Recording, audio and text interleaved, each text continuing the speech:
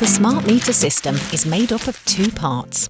The smart meters, which replace your traditional gas and electricity meters, and the in-home display, a portable screen that shows you how much gas and electricity you're using and how much it's costing you.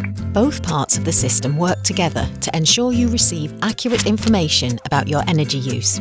Your smart meter records your electricity use in near real time and every half hour for gas.